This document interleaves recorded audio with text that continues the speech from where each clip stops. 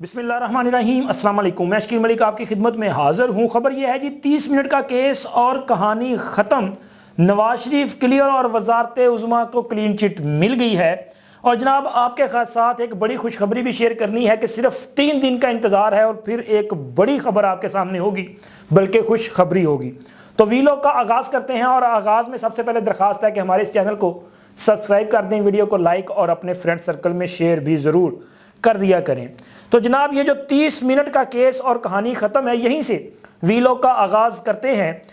मियां नवाज शरीफ के cases in दिनों Islamabad high court में ज़ेर समाअत है। वो अपीलें जो कि साबका दौरे हुकूमत में कायम की गई, इवन कि मेरा ख्याल है कि उस वक्त मियां नवाज शरीफ का ही दौरे हुकूमत था, लेकिन चूँकि जो ताकतवर थे उन्होंने प्रोजेक्ट इमरान को मुसल्लत करना था और उस वक़्त के ताकतवर जो इस्टेब्लिशमेंट है उन्होंने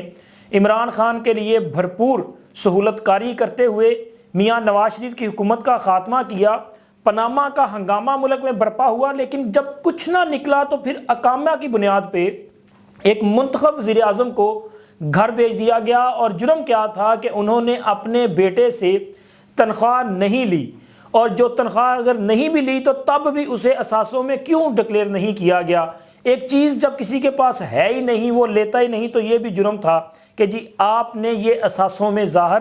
क्यों नहीं की। चले खैर, अब इस पूरे मामले पे क्योंकि उस वक़्त सुप्रीम कोर्ट की तरफ से एक JIT बनाई गई थी, उस JIT की रिपोर्ट की बुनियाद पर मियां नवाज शरीफ के खिलाफ फैसला आया, फिर नैब को रेफरेंस बनाने की हिदायत जारी हुई। लेकिन अब जब इन अपीलों पे सहूलतकारी ख़त्म होने के बाद समाअत हो रही है तो मियां नवाज शरीफ को पहली ही समाअत पे क्लीन चिट मिल गई है। क्लीन चिट कैसे मिली है, मैं एक वर्ड आपके साथ शेयर करता हूं और आपको अंदाज़ा हो जाएगा। लेकिन आगे जब इस वीडियो में आप चलते जाएंगे मेरे साथ तो आपको आगे जाके मज़ीद हैरत अंगेज़ इंकशाफात आपके सामने आएंगे कि इस केस में क्या क्या चीज़ें हुई हैं और कौन कौन से जुल्म जो हैं वो दबाव डाल के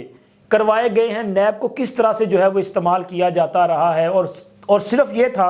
कि मियां नवाज शरीफ और मुस्लिम लीग नून को निकालना है और एक लाडले को लेके आना है जिसने पाकिस्तान का बेड़ा गर्क किया है।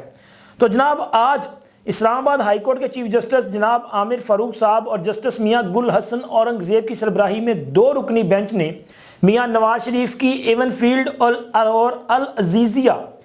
स्टीलमिल रेफरेंस जो है इनकी समाअत की है अपीलों पर। और मैं आपको बता दूं कि वो एक सिर्फ रिमार्क जो बता रहा है कि मियां नवाज शरीफ को क्लीन चिट मिल रही है और जो इनके साथ जुल्म हुआ वो किसने किया।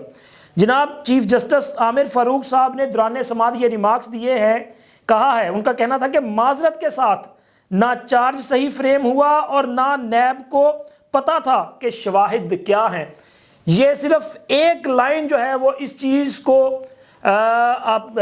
डिस्क्लोज या वो अपना क्या कह रहे हैं कि इस चीज़ को जो है वो इसकी वजाहत करती है कि आखिर क्या कुछ होता रहा कि जिसमें वो कह रहे हैं कि सही फ्रेम नहीं हुआ, यानी कि वो जो चार्जशीट नाफज की गई, जो फर्द जुर्म आयद की गई, उसको भी क्वेश्चन मार्क कर दिया है अदालत ने। और अगर किसी केस में फर्द जुर्म ही गलत करार दे दी जाए तो उस केस की हैसियत कोई नहीं है, यानी कि वो फिर ट्रायल तो नहीं होगा। इसका मतलब ये है कि वो सज़ाएं भी ख़त्म तस्वर की जाएंगी, वो ट्रायल भी ख़त्म तस्वर किया जाएगा। और ट्रायल अगर करना है तो नए सिरे से शुरू करना है। लेकिन आज का नैब जो कि दबाव में नहीं है, उस सियासी इंजीनियरिंग करने वाला वो जो नैब था और आज का नैब, इसमें बहुत ज़मीन आसमान का फ़र्क है। और आज का नैब तो कह रहा है कि जी हमारे पास क्योंकि मियां नवाज शरीफ के खिलाफ कोई सबूत है ही नहीं, तो इसीलिए तो वो कह रहे हैं कि जी हमें तो दलाइल के लिए 30 मिनट सिर्फ दरकार है। बल्कि मेरा ख्याल है कि शायद 30 मिनट ज़्यादा, उन्होंने तो कहा था 20-25 मिनट में हम ख़त्म कर देंगे। लेकिन अदालत ने उन्हें ये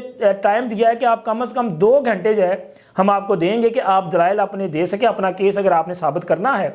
तो करें। लेकिन नैब इस वक्त हाथ खड़े करके खड़ा है कि साढ़े वालों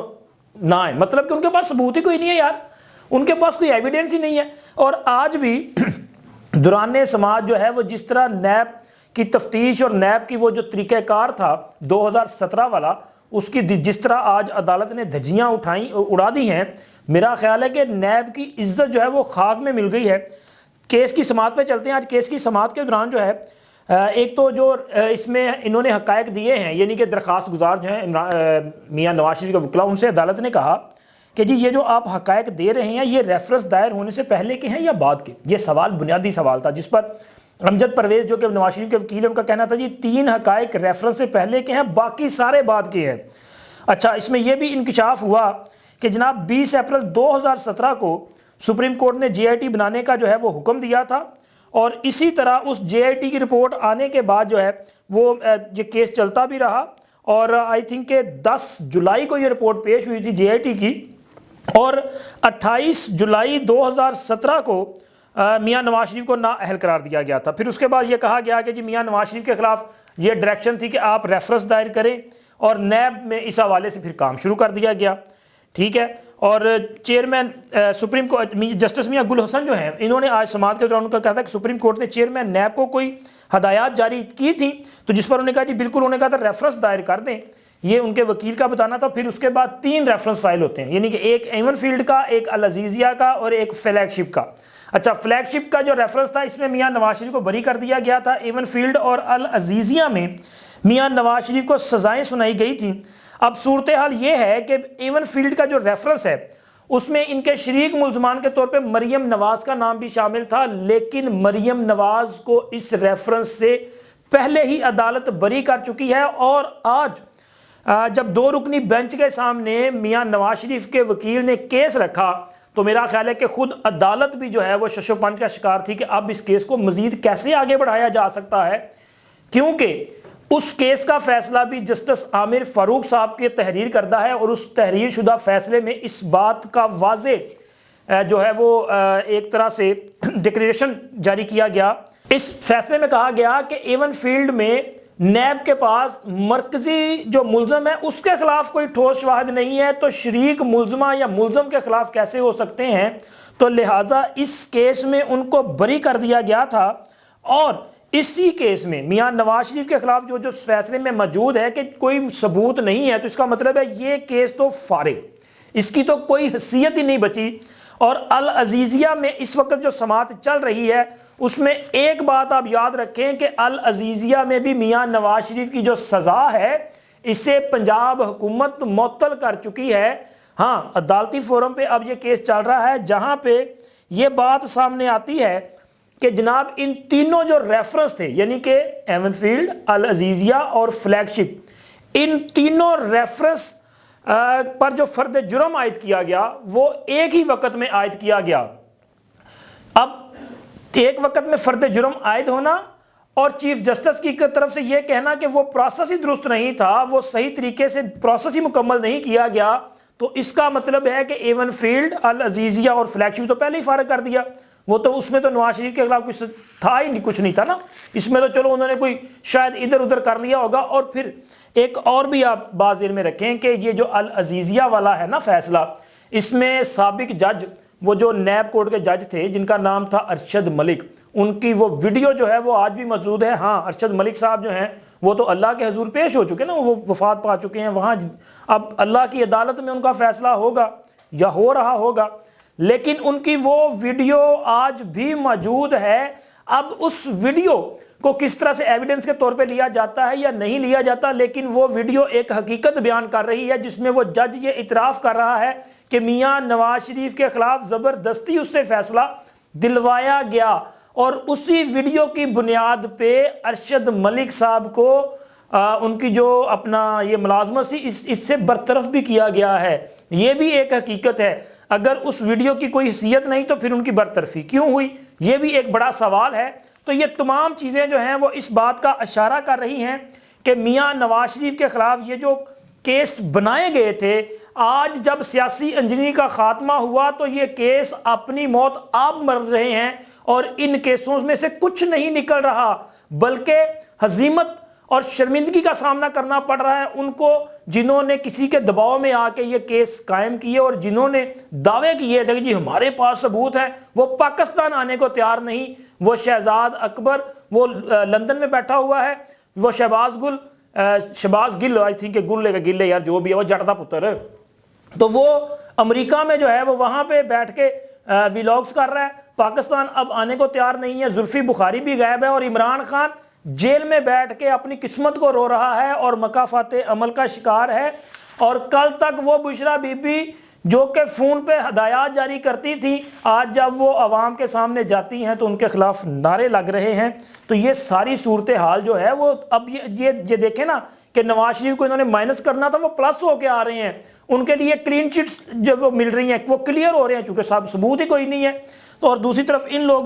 جو ہیں ان کے خلاف اب کارروائی ہونے جا رہی ہے۔ تو اب فرد جرم سے اگر اس کا معاملے کو ختم کر دیا جائے گا تو میرا خیال ہے کہ پھر اس کیس کی جو ہے وہ کوئی حیثیت نہیں رہے گی، اور بہت جلد میاں نواز شریف کو باضابطہ طور پہ کلین چٹ مل جائے گی، کیونکہ